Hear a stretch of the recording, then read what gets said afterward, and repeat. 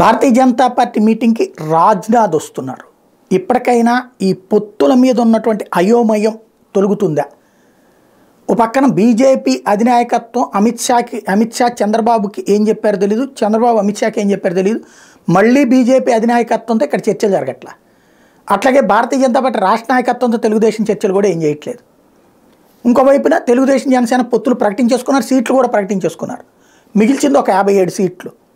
అందులో భారతీయ జనతా పార్టీ కోరుకునే సీట్లు ఇటు జనసేన తెలుగుదేశం పార్టీ పనిచేసుకున్నాయి కూడా, గతంలో బలమైనటువంటి భారతీయ జనతా పార్టీ సీట్లు. ఇప్పుడు అక్కడ పరిస్థితి ఏంటనేది తెలియదు. ఇటు పోనీ పొత్తు లేదు అని చెప్పట్లేదు బీజేపీ, మా అధిష్టానం చెప్తుంది అంటుంది. ఇప్పుడు తాజాగా కార్యకర్తల సమావేశం పశ్చిమ గోదావరి జిల్లాలో జరగబోతోంది. దాదాపు 16-17 వేల మంది బూత్ కమిటీలకు సంబంధించినటువంటి వాళ్ళతో ఆ మీటింగ్ జరగబోతుంది. రాజ్నాథ్ సింగ్ కేంద్ర రక్షణ మంత్రి రాబోతున్నారు. ఇప్పుడైనా ఒక స్పష్టతకు వస్తారా, లేకపోతే మీడియా ట్రాప్లో పడి పార్టీని అలాగే నాశనం చేసుకుంటారా చూడాల్సి ఉంది.